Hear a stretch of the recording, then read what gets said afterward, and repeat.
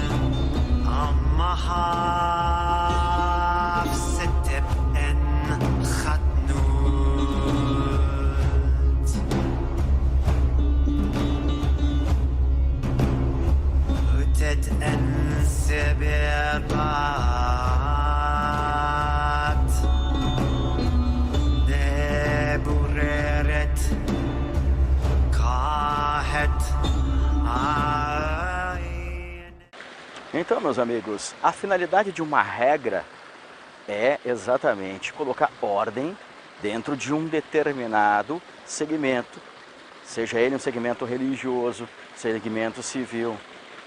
Independente da prática a qual se estará executando, existem regras, existem leis. Porém, estas regras, estas leis, elas devem ter um significado.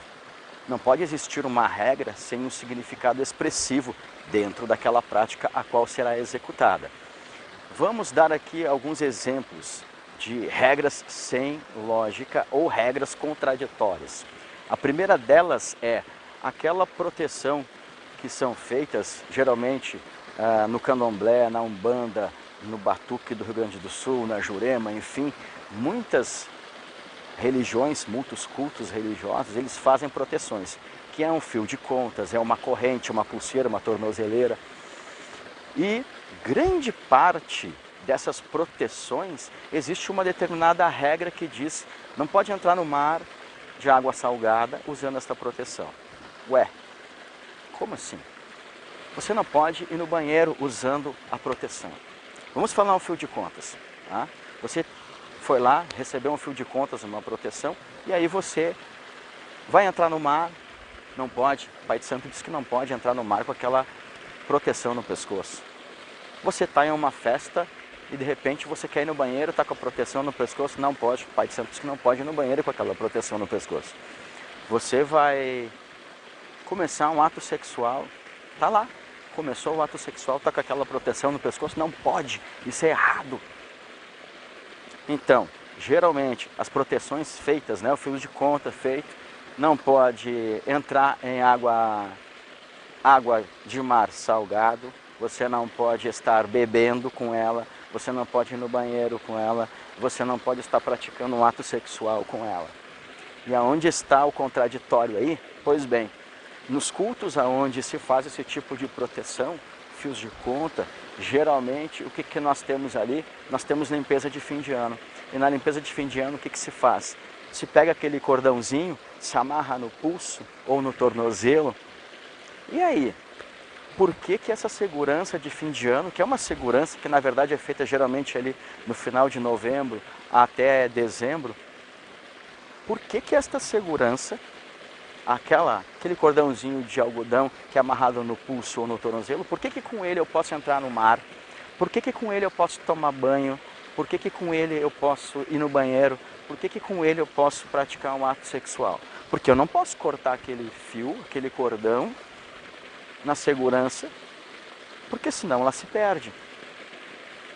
Então aí está o contraditório. Porque um fio de contas eu não posso entrar no mar e aquela segurança que é feita amarrada no meu pulso ou no meu tornozelo, eu posso entrar no mar. Então, não tem nenhuma lógica. O que é o argumento usado é de que se você entrar no mar com aquela proteção, a água salgada vai quebrar a força espiritual. Não, isso não tem nada a ver. O que vai quebrar a força espiritual é se você usar daquela guia, usar daquele material em alguma espécie de manutenção, onde você vai pegar o objeto e passar ele em ervas ou passar ele em sabão de coco, sabão da costa, onde você vai fazer algo diretamente com aquele objeto. Agora, se você tomar sol, tomar chuva, banho de água salgada, se você está beijando, se você está transando, se você está bebendo, se você vai no banheiro, não tem o porquê você tirar aquela proteção. A proteção, ela faz parte da sua rotina. A proteção é como se fosse uma extensão do seu corpo espiritual. Em primeiro lugar, algumas regras, elas são criadas apenas para ter um diferencial entre uma vertente e outra. Porém, isto não é errado, mas se você for criar uma regra dentro da sua rotina espiritual, dentro da sua vertente, para ter um diferencial do que é aplicado em outras, esta regra ela deve ter um significado, ela deve ter um significado importante e expressivo dentro do seu culto, ou dentro da forma na qual você idealizou como será a sua rotina e a rotina daqueles que o acompanham. Algumas regras são criadas apenas para se colocar ali um impulso, para se colocar ali também uma forma de incentivo a que o adepto venha a se dedicar um pouco mais, a pensar um pouco mais naquele culto, a ter uma harmonia, uma afinidade e uma presença mais expressiva do culto dentro da sua rotina. Uma afirmação muito antiga, que na verdade não condiz com realidade espiritual, é a seguinte: começou a chover e aí naquele dia nós teremos uma obrigação, nós teremos ali oferendas, sacrifícios para as entidades, ou a manutenção do adepto. Os antigos diziam, obrigação em dia de chuva é sinal de fartura, é sinal de sorte, prosperidade. Não. O clima não vai interferir na força espiritual, não vai interferir em nada do que irá ser realizado ali no seu templo, no seu altar. Os antigos diziam isso por quê? Porque em dias de chuva é muito mais complicado de você fazer uma obrigação. Isto porque, em primeiro lugar, animais de grande porte, eles não ficam dentro de casa, eles ficam no pátio. Então os animais estavam molhados, sujos, fedendo.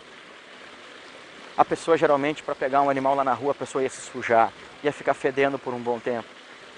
Para mudar o pensamento e a forma da pessoa encarar aquela realidade, então os antigos inventaram esta afirmativa. Obrigação em dia de chuva, a gente tem que ficar feliz, a gente tem que ficar alegre, porque a chuva representa a fartura, sucesso, progresso.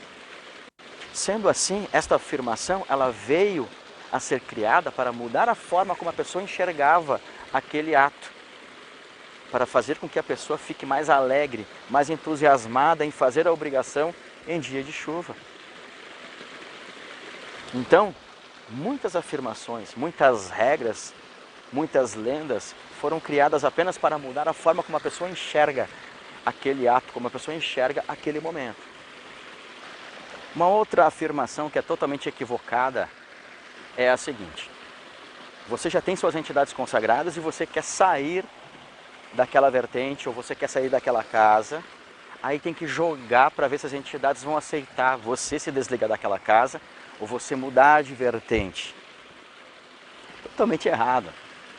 Se a entidade realmente quisesse impor as vontades e escolhas dela, em primeiro lugar, ela não deixaria você nem sequer pensar na hipótese de se desligar daquele templo, ou mudar de vertente. A entidade jamais vai influenciar ou interferir na sua escolha, nas suas preferências. A missão da entidade é atuar de acordo com as ações praticadas por você. A entidade não vai agir, a entidade vai reagir. Lembra, alguns vídeos atrás, várias vezes eu já falei, a entidade ela vai reagir a estímulos, a entidade não vai provocar estímulos. A missão de uma entidade é reagir aos seus estímulos. Então, se você está pensando ou querendo se desligar de um templo e ir para outro, se você está querendo mudar de vertente espiritual, isto não é a entidade que está colocando na sua cabeça. E nenhuma entidade vai se negar a mudar de vertente, a se desligar de um templo. Uma entidade jamais vai impor as escolhas e preferências dela, porque ela só reage aos estímulos, ela não provoca os estímulos. E se ela fosse colocar,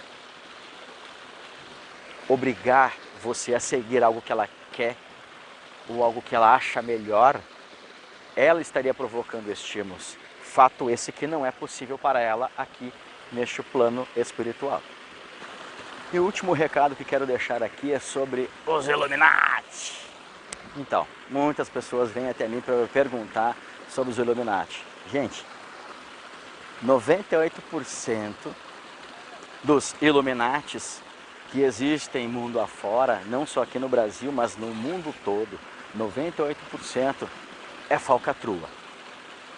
Desses 98% que é falcatrua, grande parte vai te encher de ilusão, vai te encher de conversa, vai te encher de imagens e vídeos que não condizem com a realidade deles, tudo fake, vai pegar teu dinheiro e depois sumiu. Outra parte dos que se dizem serem Illuminatis é apenas uma pirâmide financeira usando esta lenda Illuminati. O que vai acontecer? Se são só a falcatrua, ele vai te encher de promessas, vai te encher de fotos e vídeos mostrando fartura, riqueza, poder, até você ir lá e mandar o dinheiro para participar da grande ordem. E aí, sumiu, desapareceu, nunca mais você vai ter ideia de quem está com o seu dinheiro e onde está o seu dinheiro. A outra parte é a pirâmide financeira utilizando-se da lenda Illuminati. O que vão fazer? Vão também incentivar, vão mostrar vídeos e fotos com fartura, poder, mas depois que você mandar o dinheiro para entrar dentro da ordem, o que vai acontecer? Você vai receber chamados, você vai até receber algumas instruções, mas não demora muito, você vai ser incentivado ou até mesmo impulsionado a trazer mais pessoas para a ordem. O que vai acontecer quando você trouxer mais pessoas para a ordem? Essas pessoas vão pagar e assim continua a pirâmide financeira. Enfim, é uma pirâmide financeira utilizando-se da lenda Illuminati. Então, muito cuidado com essas promessas, muito cuidado com essas ilusões. Hoje em dia já tem até gente utilizando-se desta mesma ideia com fotos, vídeos e mostrando bolo de dinheiro, quando na verdade essa pessoa não tem praticamente nada. Então temos que ter cuidado com isso, ok? Em todo culto religioso ou prática espiritual sempre existirão alguns segredos e estes serão repassados para os adeptos que têm um determinado grau de evolução espiritual dentro do culto. Ou seja, para iniciantes, não repassamos os segredos mais antigos ou os segredos mais importantes. Porém, são segredos de atos a serem executados e como executar determinados atos. Regras não são segredos. Significados de regras, eles devem sim serem esclarecidos para os adeptos. O que eu estou querendo dizer com isso é de que sempre existirão segredos dentro de um culto religioso ou uma prática espiritual. Porém, quando uma regra é imposta a você, ela tem que ser explicada. Você tem que saber o motivo desta regra estar sendo aplicada dentro do seu culto religioso. Muito, quando eu era jovem, eu ouvia um pai de santo ou mãe de santo dizer: é assim e está acabado. Tá, mas e por que é assim? Quem é a mãe de santo? Quem é o pai de santo? Sou eu, não sou? Então, me obedece, está acabado. Então, como seguir uma regra, como seguir uma lei dentro de um culto se você não sabe o significado? Segredos religiosos sempre existirão. Talvez, dentro do seu culto, da sua prática espiritual, você não consiga alcançar esta evolução a ponto de receber os ensinamentos mais ocultos, os segredos. Mas, quando uma regra, uma lei é imposta a você, aí sim, você tem o direito de saber qual o significado dela. E se você não tiver a explicação sobre este significado, então é algo que você não precisa aplicar dentro do seu cotidiano. Talvez você seja obrigado a seguir enquanto está dependente daquele mestre, daquele mentor. Mas, se quando você estiver na graduação de mestre ou grão-mestre, e este segredo, o significado dele não for repassado a você, você não precisa aplicá-lo na sua rotina. Ok? Então, é isso aí o recado de hoje, espero que tenham gostado. Muito obrigado, até mais.